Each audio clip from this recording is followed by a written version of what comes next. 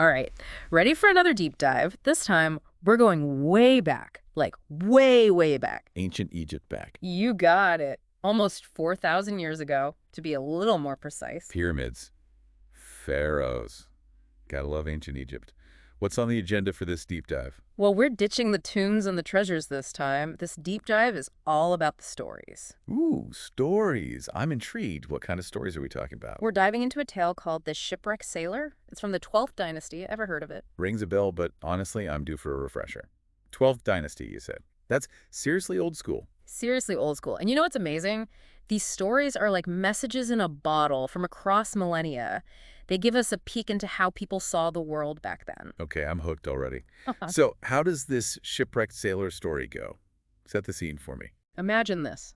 You're in ancient Egypt, sailing down the Nile. Sun beating down, maybe a gentle breeze. Exactly. Maybe you're heading to the mines for the pharaoh, just like the sailor in our story. Okay, I can picture it.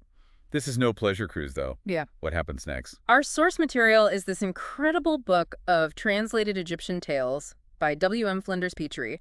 He really captured something special with these translations. I've skimmed his work before. The guy knew his Egyptian history. Absolutely. And this story, The Shipwrecked Sailor, it's not just some dry historical account. It's a full-on adventure. We're talking shipwreck, a mysterious island, and get this, a giant talking serpent. Wait, hold on. Did you say a giant talking serpent? That takes adventure to a whole new level. You better believe it. And that's just the beginning.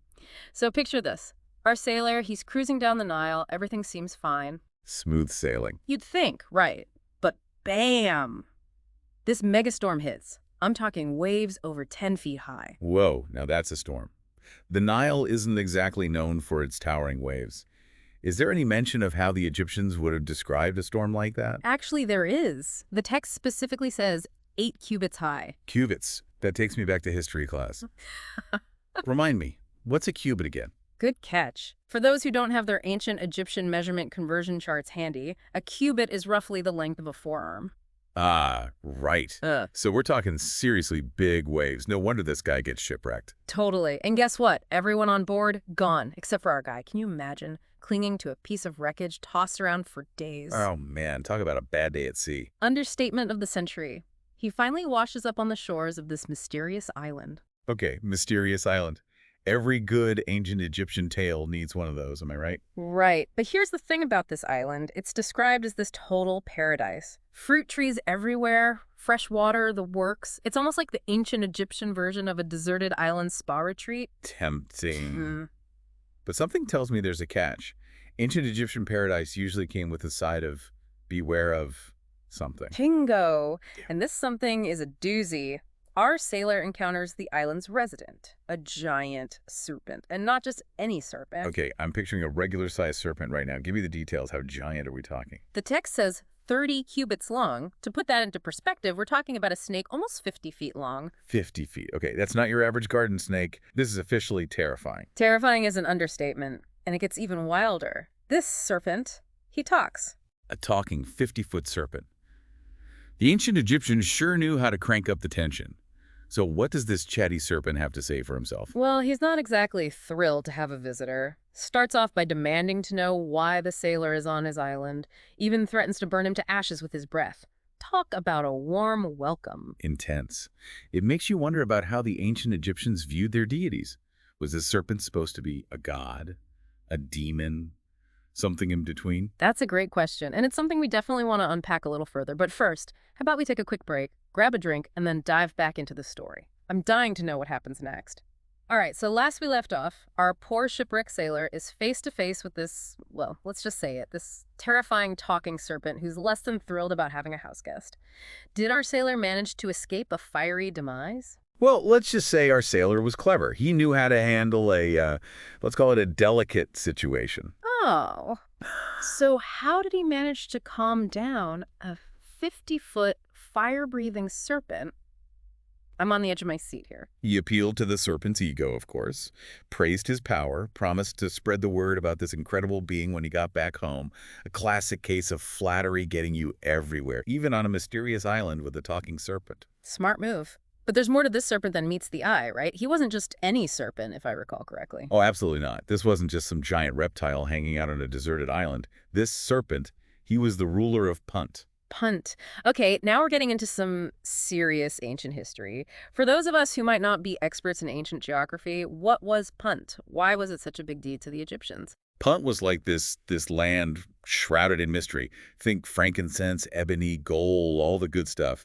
It was a place that was both real and legendary for the Egyptians, associated with incredible wealth and even divine connections. So the fact that this serpent claims to be the king of Punt, that just adds a whole other layer to his character. It's not every day you meet a giant talking serpent who also happens to be royalty. Exactly. And here's where it gets even more interesting. You might expect the king of a far-off wealthy land to be, well, a little intimidating, right? But this serpent, he actually does a complete 180. A 180? You mean he's not going to turn our sailor into serpent chowder? Not quite. He actually becomes quite accommodating. He spills the tea about his family's 75 other serpents living with him on the island, and even promises to help our sailor return home. Wow, from fire-breathing threats to family reunions and promises of safe passage home, that's quite a change of pace. This serpent is full of surprises. Definitely keeps you guessing, right? Speaking of guessing, I have to know. Does our sailor ever make it back to Egypt? Don't leave us hanging. Well, that's where things get a little tricky. The papyrus, it's actually damaged at that point in the story. So we don't know for sure what happened. A 4,000-year-old cliffhanger. You've got to be kidding. Talk about an unresolved plotline. But even without a definitive ending, this tale is full of twists and turns. What do you think this story might have meant to the ancient Egyptians? It's a great question. On the surface, it's this thrilling adventure, a testament to human resilience. But there's a deeper layer here. The serpent, despite that whole "I'll burn you to a crisp" introduction, he becomes this guide, offering the sailor not just a way home, but also this glimpse into a world beyond his understanding. It's true. The serpent's role in the story, it's more than just being a character. He represents something bigger, almost like a divine figure. And that's what I find so fascinating about the ancient Egyptian worldview. Their mythology, their gods, it wasn't something separate from their daily lives. It was woven into the fabric of their existence. Imagine seeing gods and goddesses in everything, the rustling of leaves, the waves crashing on the shore, even in the form of a giant talking serpent on a mysterious island. It really makes you think about how differently they saw the world compared to us. And that's what we love about these ancient tales, right? They're not just entertainment, they offer a window into the past, into different ways of seeing and understanding the universe. Absolutely. And they remind us that humans have always been drawn to stories, to these narratives that help us make sense of the world around us, the unknown, the things that both frighten and fascinate us. This tale, despite its fantastical elements, even grounds itself in reality with mentions of real places like Wawat, which we know as Nubia, and Senwu, a region in southern Egypt. It's like they took their imagination and wove it together with their understanding of their world, creating a story that's both grounded and fantastical, relatable and utterly strange. It's a potent reminder that stories have power. They can transcend time, language, even the loss of a definitive ending on a damaged papyrus. Couldn't have said it better myself. And that's the beauty of these deep dives, isn't it?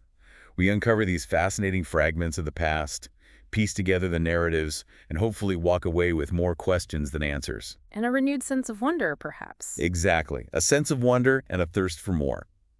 Which is a perfect place to wrap up our deep dive into ancient Egypt and the enigmatic tale of the shipwrecked sailor. We hope you've enjoyed this journey through time as much as we have. Until next time, keep exploring, keep questioning, and who knows what other fascinating tales we'll uncover together.